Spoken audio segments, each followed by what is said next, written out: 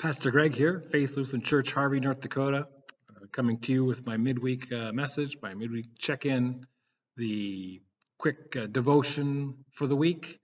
I'm coming to you from the fellowship hall because in my office I've got another computer running and it's running a lot of fan, and I thought maybe it'd just be a little quieter out here. Plus, a change of venue once in a while is good for us to see, I think. I should probably do it way more often than I do. Well, I want to take a moment and thank you for joining me this. It's interesting. It's 3:15 in the afternoon on Tuesday, and I guess it's February 15th, day after Valentine's Day. And so I'm coming to you a little bit early because I'll be tomorrow morning jumping in the car and heading towards Iowa with a stop with some friends along the way. The goal, of course, is to get to Iowa, where my oldest daughter and her husband, Kate and Frank, are, along with their two children, Natalie and Elias, and one who should be arriving sometime today. They're in the process. They're working on having that new little one arrive sometime shortly, and I haven't heard yet. I know that they're in process, and we're just glad and we're praying for everyone to come through just fine. And so that's the goal. So anyway, I will be leaving, and that's why I'm recording on Tuesday instead of Wednesday. And so I'm giving to you late in the afternoon, and I'm not really preaching this week, but I still will offer a short devotion on one of the texts for the week. So that's good. I've given you the date, I've given you the time. The weather is doing February stuff. Let's just leave it at that. I want to thank the ladies last Sunday, the week ago Sunday. I think I thanked them last week, but I can't remember, for putting on the Valentine's dinner. It was a wonderful event. And two, we got the young kids are going tubing up in Bottineau on Saturday, and it's too late to tag on. I think they wanted numbers by Monday, and I believe that would be yesterday. I believe that everything is there. So that's that. I think that I'll be gone for this week, and certainly if there's an emergency, you can reach me on my cell phone, or certainly you can reach Pastor Kevin Roller on his cell phone or his home if you need immediate help. Either way, we'll get to you, and we'll work out whatever needs to be done for you. So glad to be here for you. Glad, and Kevin too is glad to be here for you as well. I'm hoping that we'll have some nice weather in our travels, and hoping that we return without too much difficulty midweek next week. So we're again excited for this time of our lives. This will be our fifth grandchild, and it will be a grandson. We do know that. So anyway, so that's what's going on here. I know that we're kind of in a flow, but I want to just kind of touch on that coming up in next month, March. The first Wednesday in March is Ash Wednesday. Do join us for an Ash Wednesday service. I believe I've set those times at 6:30 for all the services during the midweek services during Lent. So join us Ash Wednesday. We'll impose ashes. We'll also have Holy Communion. And we'll just kind of set the tone for Lent. And then we'll have every Wednesday evening for the next, I think it's the next 5 weeks, we will have a service at 6:30. Shouldn't be much longer than a half an hour. And we're going to be focusing on the realities of life, of living, and death or dying, and how it relates to our lives today. And I touch on my message to you in March's newsletter. Believe it or not, I've already done March's newsletter article. That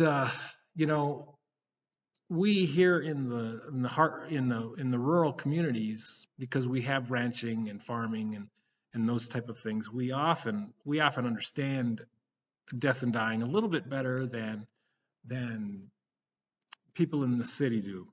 And I've lived in the big city, so I know I know what I've encountered. And we don't. The big really issue is we don't talk about death nearly as much as we should, and that does us a disservice later on in our lives, especially for our younger folks.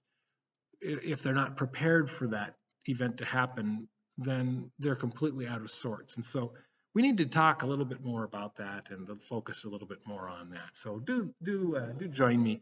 So I'll be doing that all Lent. So Sundays and Wednesday nights. There will be a meal on Wednesday nights, not on Good Friday, or not on Ash Wednesday, or Monday, Thursday, or Good Friday. There will be no meals on those 3 days, but certainly the other days they will be. So join me. It'll be a fun time. That's all I really got for you right now. I'm sure there's plenty more going on, and I'm just not touching on it. So just do plan on joining us for Lent. And if you have any questions about it, don't hesitate to email, text, give me a phone call, whatever. Stop in my office. Not for the next week, though. Anyway, enough of that. That's all I'm going to say. For a short devotion, and I'm pretty sure this is going to be pretty short because, first of all, like I said, I'm not preaching this week. Pastor Kevin will be on Sunday. But also, I think this is something that, while it's very deep and in depth, we would have to talk about it for quite a while. But I'm looking at the Luke text for Sunday, Luke 6:27 through 38. And you can stop and read that, or you can just come along with me. But I'm really just going to focus on one aspect of this. It's this whole text about loving your enemies. And verse 27 says, "But and the I here is Jesus, I say to you who hear," so are you listening? Is basically what he's saying. "Love your enemies, do good to those who hate you, bless those who curse you." He goes on and on and on. But that first part makes us stop so many times. Love your enemies, because we just don't want to do that, do we?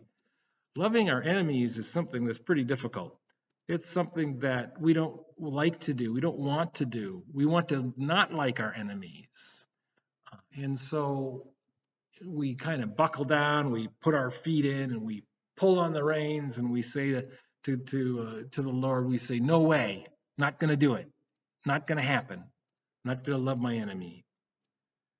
But yet here we are, we're being called to do just that by Jesus himself. And so who are we to tell Jesus he's wrong?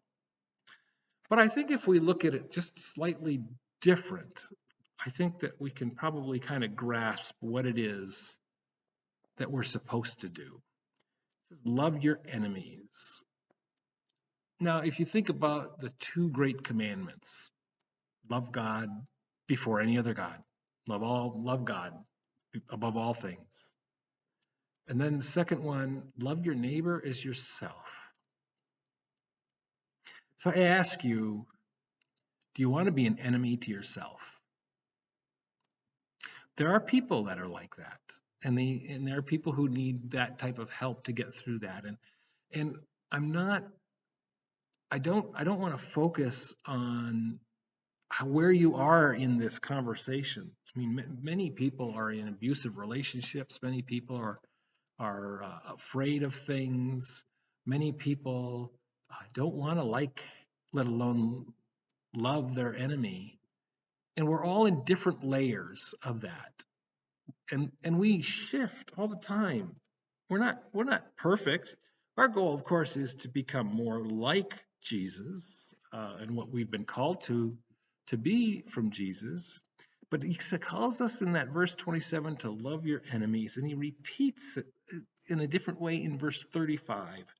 But love your enemies and do good and lend, expect nothing in return.